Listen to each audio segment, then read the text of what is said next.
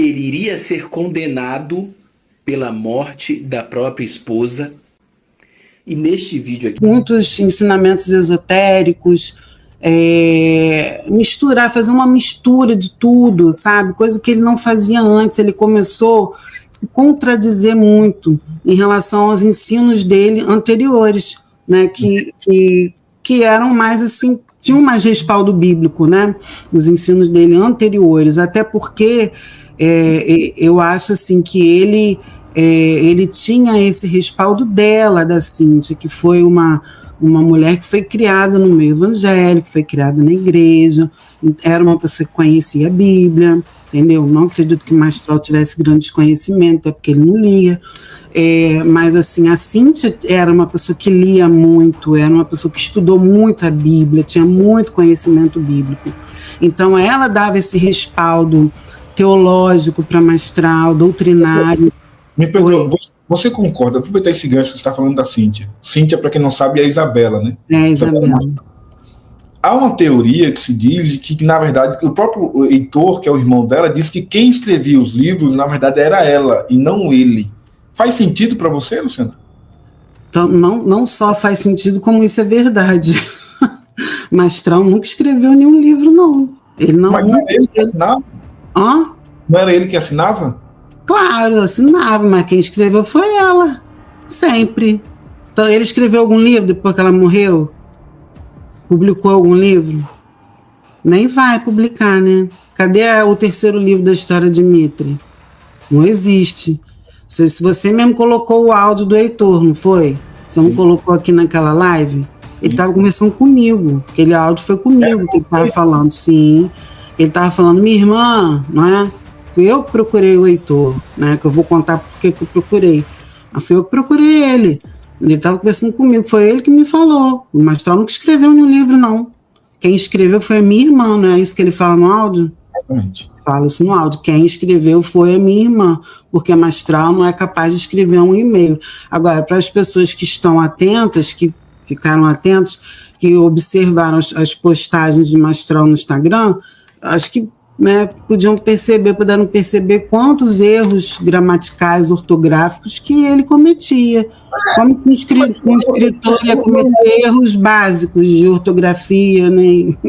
Em posts simples, em stories simples, né? Eu não sei se dá para julgar ele como um bom ou mau escritor por erros de publicação no Instagram, honestamente. Eu não quero defender ele aqui, não. Entendi. Porque, por exemplo, o escritor escreve, mas passa por uma avaliação, né? Passa por alguém que vai corrigir o texto e etc. Mas deixa eu mostrar para as pessoas aqui, ó. Veja bem, tem muita gente falando o seguinte, de onde que surgiu essa ideia de que ele pode ter participado na morte da esposa? De onde que não sei o quê? Cara, tem isso aqui, deixa eu mostrar para vocês. Esse é o inquérito que a gente tem acesso aqui. O inquérito tem 202 páginas. 202 páginas. Eu não vou, obviamente, mostrá-lo para vocês aqui, porque o inquérito está cheio de informações pessoais, como, por exemplo, CPF da Cíntia, CPF dele, endereço, RG, dados pessoais do próprio Micael. Tem uma série. Aí, para mim fazer isso aqui, daria muito trabalho. Eu vou ver depois com o nosso advogado se a gente pode pegar esse inquérito, esse arquivo, e colocar em nosso grupo do WhatsApp. Se for possível, corre lá, entre no grupo do WhatsApp do Fuxico Gospel. Eu vou ver se até amanhã pela manhã o advogado nos orienta. Se for autorizado, a gente publica lá esse arquivo, esse PDF na íntegra. Você pode ler esse inquérito que está cheio de informações, como, por exemplo, laudo do IML falando como que foi encontrado o corpo da Cíntia. O laudo, por exemplo, da perícia, que ela foi... faz sentido o que ele disse a respeito do infarto do miocárdio, mas o perito diz que encontrou várias substâncias no corpo dela que levam a crer, obviamente, que foi uma overdose causada por medicamentos. Aí tem outra parte que investiga que ele teria dado o medicamento para ela, que ele comprava esse medicamento de forma ilegal, por isso que ele também era investigado por tráfico de drogas. Quer dizer, não é coisa da cabeça da Cíntia, do Israel, do Caio Fábio. Não se trata disso. Se trata de documentos oficiais. Aí, Luciano, eu vi gente dizendo, então você vai acreditar na polícia? Poxa, você não pode acreditar na polícia, velho, pelo amor de Deus. né? Não é regra que não dá para acreditar na polícia. Gente corrupta tem em qualquer lugar, inclusive na igreja. Talvez até entre os próprios satanistas, né? Para quem gosta dessa galera aí. Mas a gente tem um inquérito. Então, aí eu vou voltar, deixa eu voltar aqui a tela, tirar o inquérito da tela, e eu vou te perguntar o seguinte, Luciana. Você acredita que de fato se trata se tratou naquele caso de um suicídio assistido, o caso da Cíntia? E se for afirmativo, o que te leva a acreditar isso? Pelo próprio inquérito, assim, eu não vou afirmar, né, porque isso aí é uma investigação, né, policial, eu não posso afirmar nada. Né, eu tenho suspeitas, assim como está sendo investigado por causa de suspeitas, né. Vou falar mais ou menos assim o que eu vi um Reels ontem de um youtuber, né? Youtuber conhecido, que fez um Reels ontem falando desse episódio aí todo, desse inquérito, falando assim: você acreditaria em uma pessoa que mexeu na cena do local onde ocorreu uma morte? Você viu esse Reels? Isso está no inquérito, né? O inquérito diz isso. Está no inquérito. O local onde ela faleceu foi alterado, né? Quando a perícia chegou, então quando, né, houve a perícia, o local tinha sido mexido, tinha sido alterado, né? Encontraram vários medicamentos, vários remédios, mas não encontraram os copos. Como que ela ingeriu esses medicamentos? Em que água? Em que copo? E nesse inquérito tem o exame toxicológico, né, dela. A polícia não investigou isso direito. Se for ver o exame dela, se for ver as substâncias que tem nesse exame dela, a quantidade, são coisas absurdas. Tem remédios ali que são usados em hospital, só são usados em hospital. Entendeu? Que não é nem ingerido, tem coisa ali que é injetável, entendeu? Então, como que a polícia deixou isso passar? Tem midazolam, tem... Isso aí é público, tá, gente? Esse inquérito é público. Né? Quem é advogado, quem tem acesso, quem quiser depois entrar no grupo aí do Misael, do Uziel para ver... Entendeu? Isso é público. Tem o exame toxicológico dela aí nesse inquérito. Né? Para ninguém achar que eu estou mentindo, vocês vão olhar no exame as substâncias que foram encontradas no corpo dela. Entendeu? Então, são coisas assim absurdas. Como que a polícia deixou passar isso? Né? Essa quantidade de substância que tinha no corpo da Cíntia. Entendeu? Como que a pessoa, óbvio, né, morreu de parada cardíaca, óbvio. Quantidade de substância que ingeriu, né, ou que injetou, né, sabe-se lá se foi ela, se foi outra pessoa, né, mas não tinha como, né, a pessoa tá viva, né, tinha como a pessoa não ter uma parada cardíaca, né, então, como que você vai acreditar numa pessoa que mexe, né, num local onde houve uma morte? Como você vai acreditar numa pessoa que compra medicamentos de forma ilegal, entendeu? Porque ele estava sendo investigado por tráfico de drogas, entendeu? Isso é público também, esse inquérito. Está nesse inquérito policial, porque acho que foi, não sei direito falar essa linguagem jurídica, mas eu acho que um originou o outro, eu sei que estão juntos, né? Esses inquéritos aí, estão juntos. Porque está junto, por quê? Porque a suspeita é que ele usou esses medicamentos que comprou de forma ilegal, né? Com a tal da mulher aí que aparece no inquérito aí, acho que farmacêutica, né? Isso. Comprou de forma ilegal, né? Que tem um medicamento que é usado em hospital, entendeu? Então não tinha como, né, ele comprar isso. Inclusive, o CRM dela está ativo até hoje. O CRM dela, Conselho Regional de Medicina, ela morreu em 2021, né? Morreu em 2021. O CRM dela está ativo. Por quê? Está ativo até hoje o CRM dela. Por que não deram baixa? Por que ele não deu baixa? Né? Me fala uma coisa aí. É tudo muito suspeito, não tem como. Aí o Fábio foi falar, eu fui falar, entendeu? Ele ficou dizendo por aí que eu era maluca, ele falou meu nome na live da Fontinelli, lá ele fez uma live com a Fontinelli, aí ele citou meu nome, ele foi lá para difamar todo mundo, entendeu? Difamar eu, né? Difamar a Mariel, mas um monte de gente. Aí ele foi lá nessa live e falou meu nome, porque tem uma louca aí chamada Luciana Barros, que anda dizendo por aí que eu matei minha esposa, com injeção de potássio, que eu injetei. Falou isso na live, tá gravado, falei nada. Ele falou, tá gravado isso na live da Fontinelli, ele dizendo que eu falei isso, que eu disse que ele matou a esposa dele com injeção de potássio. Entendeu? Eu não falei isso publicamente. Luciana, por que ele te processou? Então, eu vou contar, né? Vou explicar, então. Em decorrência disso tudo, dessa mudança dele a partir da morte da Cíntia, ele começou a falar esse monte de besteira, de heresia, ele começou a se comportar igual um maluco na internet, no Instagram.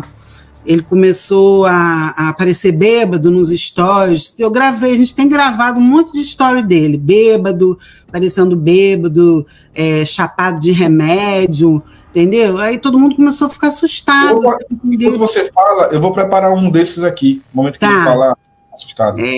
Tem um que ele aparece imitando um monte de gente, me imitando Mariel, igual um maluco, igual um retardado, sabe? Aí eu comecei a questionar, como seguidora, comecei a mandar mensagem nos stories, mandar direct, o que está acontecendo com você, por que você está falando isso, fazendo isso, não sei o que, comecei a questionar as heresias dele, mas isso não está na Bíblia, isso aí que você está falando, não sei o que. Aí ele, na psicose dele, na maluquice, ele começou a achar, porque nesse período aí, ele já tinha brigado com a ex-assessora dele, ele começou a achar que eu era fake da ex-assessora dele, que se chama Luciana também, entendeu? Então, na paranoia dele, porque ele era paranoico, na paranoia dele, ele começou a achar que eu era ela, entendeu? Que eu estava falando como que eu estava usando um fake, porque ele é muito inteligente, né? Vou usar um fake com o mesmo nome, que eu era fake dela e estava perseguindo ele como fake, entendeu? Aí o que ele fez? Ele achou que as minhas fotos de perfil com o meu perfil fosse fake dela. Ele começou a expor meu perfil, tanto do Instagram, eu mandei para você aí os prints, tanto do Instagram quanto do Facebook, tinha telefone meu, tinha foto dos meus filhos menores de idade, foto do meu marido, entendeu? Tinha um monte de informação pessoal minha, entendeu? Aí, a partir daí, dessa exposição que ele fez de mim, ele não pensou que ele era uma pessoa pública, que juntando as redes sociais dele, ele tinha um alcance de mais ou menos 1 milhão de pessoas ou mais. Se juntasse o Instagram dele com o YouTube, entendeu? O Facebook, que ele ainda tinha na época, era de 1 milhão de pessoas para mais, entendeu? Ele não pensou que ele me expôs, né, ao julgamento, ao escrutínio das pessoas, para mais de 1 milhão de pessoas, que ele expôs os meus filhos menores de idade, ele expôs o meu telefone para mais, ele expôs a logo da minha empresa na época também, entendeu? Eu recebi ameaça, eu recebi um monte de mensagem de hater, entendeu? Um monte de gente me ligando pro meu telefone, me ameaçando, entendeu? Na época, um monte de maluquice, um monte de ataque, por causa dessa maluquice dele de achar que eu era fake da prima dele, e eu era só uma seguidora, entendeu? O que tinha a ver? Eu era uma simples seguidora dele, uma leitora dos livros dele, graças a Deus que eu nunca fui em seminário dele, e nunca dei dinheiro para ele também, nunca fiz Pix, né, para ele morar na Aldeia da Serra, na mansão dele lá na Aldeia da Serra. Mas ele te processou por quê, especificamente? O que ele Então, aí, a partir dessa exposição toda, né, eu procurei ele, me deram o WhatsApp dele, eu procurei ele, aí ele me xingou, eu mandei para você até, depois se você puder, bota na tela, a conversa. Procurei ele, antes das pessoas falarem comigo, eu procurei ele no WhatsApp para falar para ele, Mastral, eu não sou fake da sua prima, eu sou outra pessoa, não tem nada a ver com isso, sou sua seguidora. De boa, entendeu? Para ele parar com isso, de me expor, porque aquilo tá, além de estar me causando prejuízo emocional, estava me causando prejuízo financeiro da minha empresa, familiar, um monte de prejuízo, entendeu? Então eu fui falar de boa, ele me xingou, falou palavrão, mandou eu transar, falou que era falta de sexo, falou que eu tinha que beber, que eu tinha que transar, falou que ele transava todos os dias com a nova esposa dele, que ele estava tomando vinho na lareira dele, na casa dele com lareira, e eu estava fazendo o quê? Que eu não tinha o que fazer. Falou um monte de coisa para mim. Olha, eu fiquei assim num estado assim de choque, sabe? Assim, de você achar que você estava lidando e admirando um homem de Deus, uma pessoa séria, e de repente você descobre assim que você estava acreditando e seguindo um homem baixo, um homem vulgar, um homem mau, um homem perverso, um homem psicótico, sabe? Eu fiquei numa tristeza tão grande com aquilo, e aí começaram os ataques, só que nisso tudo, vamos dizer assim, de 100 mensagens que eu recebi, entre direct e mensagens no Zap, digamos assim, 3 foram mensagens de pessoas me esculachando, né, do secto dele. O resto foi tudo denúncia, entendeu? Pessoas denunciando, pessoas que foram ovelhas dele, que foram mulheres que foram assediadas, tá, por ele. Isso eu não tenho como provar, foram testemunhos, pessoas que testemunharam, tá, me mandaram mensagem, mulheres que me mandaram mensagem, foram assediadas por ele em gabinete, né, gabinete pastoral, no antigo ministério dele, MGL, né, que ele tinha. Mulheres que foram assediadas por ele, relatos de igrejas por onde ele passou, que ele só arrumou confusão, briga, desvio de dinheiro, que mais? Recebi uma ligação de uma senhora que morava até fora do Brasil, nos Estados Unidos, não, na Inglaterra. Me ligou pro meu telefone chorando, falou que fez uma oferta de um dinheirão para ele, uma oferta altíssima, como se fosse uns 100 mil reais hoje em dia, entendeu? Deu um dinheiro alto, e depois descobriu que ele era um picareta, que ele vivia no luxo, entendeu? Que ele não era nada daquilo. A mulher me ligou chorando. Então, assim, eu recebi muito mais relatos, assim, denúncias, né, de que ele era um falso profeta, um picareta, tudo assim, né, um psicopata, um assediador, né, tudo de ruim, assim, que eu fiquei tão assustada com aquilo, né, tão assustada, tão horrorizada, tão assustada, que eu falei assim, eu vou ter que falar, o que eu vou fazer com isso, né, eu vou ficar calada? Sim. Eu vou procurar, o que eu pensei, eu vou começar a procurar pessoas da família dele, né, pessoas que foram da época dele, que foram mais da época dele, entendeu, que conheceram ele de antigamente. Eu vou começar a investigar isso, eu vou começar a procurar, entendeu, e foi isso que eu fiz. Eu fui atrás do Heitor Lott, que o irmão dela, Cíntia. Fui atrás do Heitor Lott, que é ex-cunhado, né, dele. Conversei com o Heitor Lott, que é esse áudio que você botou, né? E o Heitor Lott falou para mim, Mastral não é um convertido, falou que a maior parte das coisas que ele contava era tudo mentira, que ele não viveu nada daquilo, que ele nunca foi satanista, que ele não era um homem cristão, e que o testemunho dele era falso, e contou as coisas todas que ele fez, entendeu? Eu fiquei um tempão conversando com o Heitor Lott, um homem de Deus. Até te peço perdão, Heitor, por ter publicado seu áudio, mas assim, eu achei que foi muito necessário ter feito isso, porque para alertar, né, muita gente, né, que seguia Mastral. E eu procurei outros parentes dele, conversei com primos, com outras pessoas que eu não posso falar, né, para não expor, não arrumar problema para mim. Conversei com outros parentes, conversei com pessoas do passado dele, que conviveram com ele, que tiveram um relacionamento muito próximo com ele, e assim, todos falaram a mesma coisa, que ele não era uma pessoa cristã, convertida, que o testemunho dele era falso, que ele nunca tinha sido satanista, nunca foi perseguido, tudo mentira. Para com isso, gente, para com isso de ficar dizendo que ficar nessa teoria da conspiração, ficar dizendo que ele foi assassinado, que ele estava sendo ameaçado, perseguido. Isso não existe, gente. Mastral nunca foi satanista, ele nunca foi ameaçado, nunca foi perseguido. Isso é mentira, entendeu? Isso é uma coisa enlouquecedora. Vocês têm que parar com isso. Nunca existiu. Eu conversei com a família dele inteira. Entendeu? A família nega, as pessoas do passado dele negam isso. Entendeu? Aí, o que aconteceu? A partir do momento... Isso, para eu falar do processo, né? A partir do momento que eu fiquei sabendo disso tudo, eu procurei voz pública, né? Para eu falar.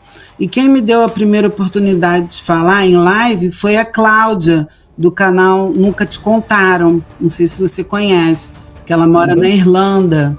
Conhece? Sim. Então, ela me deu a primeira oportunidade de falar. Eu fiz uma live com ela, contei, né, a minha história, meu testemunho para ela. E com provas, com prints, assim como eu fiz com você, eu mandei vários prints, ela mostrou os prints, eu fui explicando, mostrei tudo o que aconteceu. E aí, a partir disso, o que Mastral fez? Fez um BO contra mim e contra ela. Esse BO existe, se você puder mostrar, acho que foi um dos últimos arquivos que eu mandei para você. Tem como botar na tela, Israel? Procurando aqui agora. Ele fez um BO, ele foi na delegacia, ele e dona Daiane Kelly fizeram um BO contra mim e contra a Cláudia, né? Inclusive, eu tô nesse... O registro de ocorrência?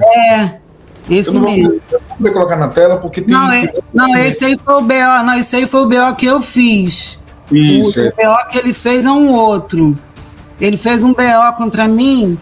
Esse BO que ele fez contra mim está no inquérito. Você marcou aqui, né? Esse mesmo.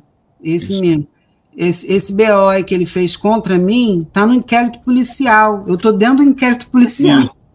Esse inquérito aqui que tem 202 páginas. Isso mesmo. Ele fez um BO contra mim, contra a Cláudia, e denunciou a live, fez a maior confusão. A Cláudia teve que tirar a live do ar. Então, quer dizer, ele fez isso para calar, né? Já para calar, porque quem deve, né, teme. Então, ele fez igual esse rapaz aqui, ó, que tá no comentário pedindo pra galera dar dislike. Cara, não posso fazer nada, velho. Não posso fazer nada. Tem uma galera aqui... Tem uma galera que já não tem mais o que falar. Mas aí, ele foi lá e fez o BO. E denunciou a live, fez uma confusão, ameaçou a Cláudia, e a Cláudia teve que tirar a live do ar. Quer dizer, calou, né? Ele conseguiu calar. Aí depois eu fui chamada pelo Gustavo, né? Esqueci o nome, do Usa Flórida. Agora ele tem um outro canal. Aí fiz uma live lá também, mesma coisa, ele também denunciou, conseguiu tirar do ar a live, o Gustavo teve que tirar do ar a live, inclusive ele até vai botar amanhã também, a live no ar de volta, tem 2 anos, isso foi 2 anos atrás, 2 anos e pouco atrás. Sim. E aí, quer dizer, ele calou de novo. Aí ele me processou por causa das lives, ele me processou por causa dessas lives, das coisas que eu falei nas lives, que tudo que eu falei era tudo público, era tudo que estava público, dos arquivos públicos, e me processou também porque fizeram um canal no Telegram, também na época, chamado Desmascarando.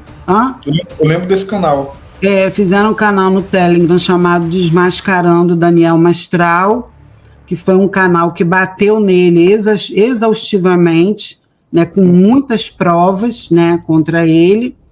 E ele me acusou de ser a autora, né, desse canal, e ele me processou por isso, pela criação desse canal e por difamação, né, com relação a essas lives, entendeu? E me meteu no meio do processo junto com o Caio Fábio, me acusando de estar em conluio com ele por causa do vídeo que Caio Fábio gravou, insinuando que ele tinha matado a Cíntia, né? Qual foi o valor da indenização que ele pediu para você? Ele pediu R$300 mil. Ele pediu um processo. Né? Dá para lançar um novo livro, né? Pagar o Aí perdeu o processo. O juiz falou que era que era briga de vizinho. Foi o que o juiz falou. Briga de vizinho. Perdeu o processo, acabou. Aí acabou o processo. Mas assim, eu tive que pagar advogado, eu tive que pagar custas processuais, entendeu? Eu tive que morrer, tive um prejuízo grande financeiro, entendeu? Porque ele levou para a segunda instância, aí eu ainda tive que pagar advogado de novo, porque ele levou para a segunda instância, entendeu? Tudo isso por causa de... Por quê? Para calar. Para calar, por quê? Porque eu estava falando a verdade, né? Luciana, tem uma pergunta que eu ia te fazer no final, mas eu vou fazer essa pergunta agora. Você acredita que de fato ele se suicidou? Tenho certeza. Certeza. Não acha que ele foi forçado, que alguém ameaçou ele ou a família dele? Não. Foi a 5ª tentativa dele. Mas tem 4 passagens pelo hospital, pelo Einstein. Isso aí eu já conversei com pessoas da família. Isso aí tem lá os documentos lá no hospital, no Einstein. Entendeu? Primeira mão, essa notícia. É importante você ter isso em mente. Eu estou dando muito corte porque eu estou com soluço. Ele iria ser condenado pela morte da própria esposa. E neste vídeo aqui, eu não conhecia. A Fernanda trouxe ontem detalhes do inquérito, detalhes do processo, o depoimento do Caio Fábio, que também está no processo, e também o depoimento da galera da ambulância, que chegou no local e atendeu, e constatou que a esposa dele havia perdido a vida dentro de casa, no local. E o que ele está dizendo aqui no vídeo?